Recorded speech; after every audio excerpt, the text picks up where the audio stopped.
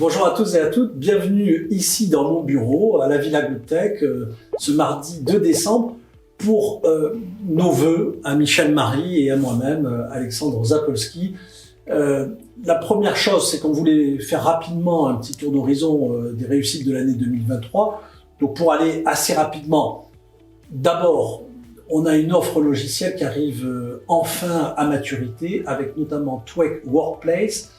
Et écoutez mes amis, c'est pas compliqué. À chaque fois qu'on montre Twek à de nouveaux prospects, à de nouveaux clients potentiels, chacun est enthousiaste. Donc la première chose que j'ai envie d'aller vous dire, c'est aller sur Internet, voir par vous-même, vous rendre compte, Twek, T-W-A-K-E, Twek. Vous tapez ça dans Google et vous arriverez sur la partie Twek Workplace ou sur les pages en fait de Minagora qui parlent de ça.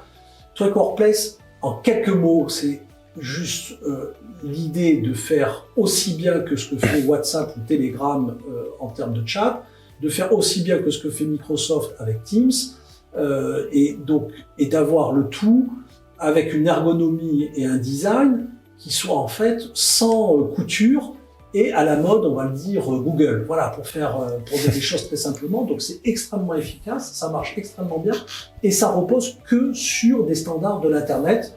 La partie messagerie, ça repose sur le serveur de messagerie James de la communauté Apache, qui lui-même implémente le standard de référence JMAP.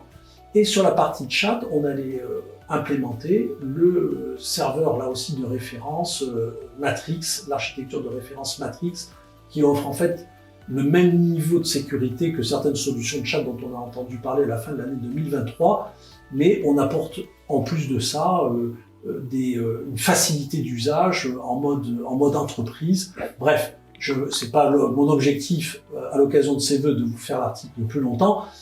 Allez voir par vous-même. Linshare, c'est aussi un vrai carton. Linshare, en a fait GPL3, on a sorti la 6.2 en fin d'année passée. Tous nos clients ont confirmé, on a de nombreux clients, le Parlement européen qui utilise Linshare, le Crédit Lyonnais qui utilise en fait Linshare derrière sa solution et transfert. Tout le monde est ravi d'utiliser Linshare.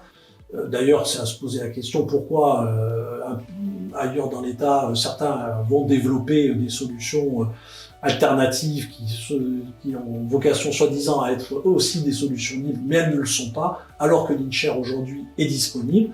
Et puis, troisième sujet, Linto, notre outil de transcription de la voix, qui cartonne. On a fait les transcriptions de Vivatech l'année passée grâce en fait à Linto.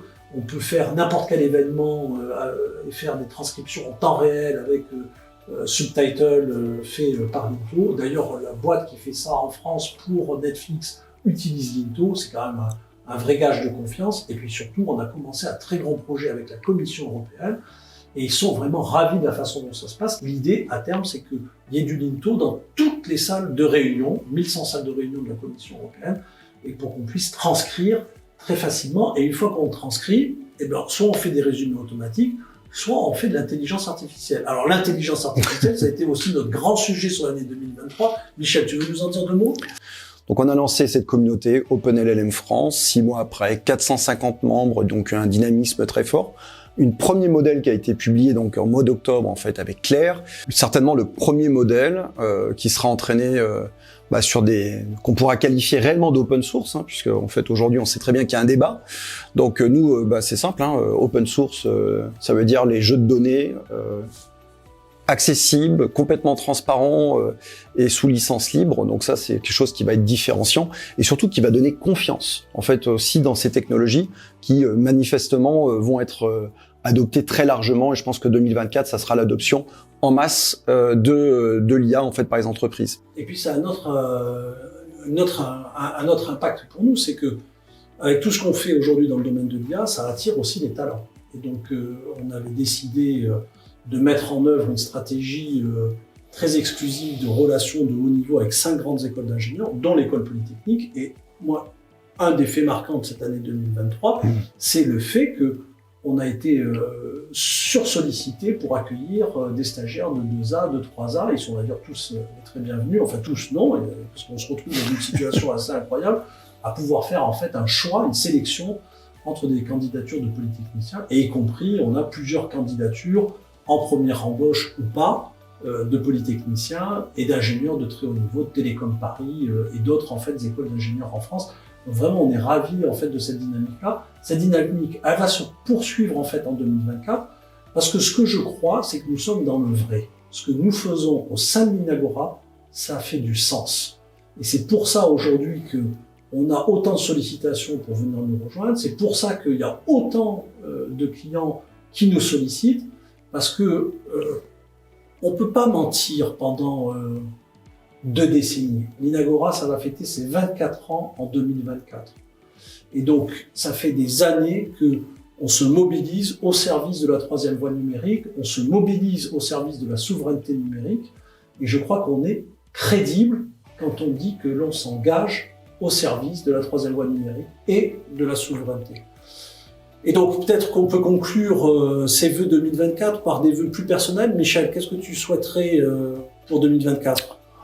C'est simple. Moi, ce que j'aimerais, c'est qu'on s'inspire finalement du modèle communautaire qu'on applique dans la création des communs numériques qui font notre quotidien. Donc, c'est-à-dire la coopération, en conjuguant plutôt nos atouts, nos valeurs, nos complémentarités, et surtout en dépassant nos différences. Et on peut remarquer que si on pouvait appliquer ça finalement dans d'autres sphères, ça nous amènerait certainement à imaginer un monde beaucoup plus positif, en paix et serein. Bon, alors moi, je serais peut-être à la fois un petit peu moins ambitieux et plus pragmatique. Ceux qui me connaissent à titre personnel savent à quel point j'y suis attaché. Je nous souhaite à tous, et je vous souhaite à vous, une bonne santé pour cette année 2024, parce que je crois qu'avec la santé, tout est possible. On peut transformer le monde, on peut avoir l'énergie nécessaire pour renverser en fait des situations, déplacer des montagnes. Et c'est toute l'ambition qu'on a au sein de l'Inagora, qu'on a d'une manière générale au sein du logiciel libre, c'est de changer la donne, c'est de faire en sorte que nous tous, là, tous les petits David, en nous unissant, on soit capable d'être aussi forts que ces géants, que ces Goliaths, que ces GAFAM.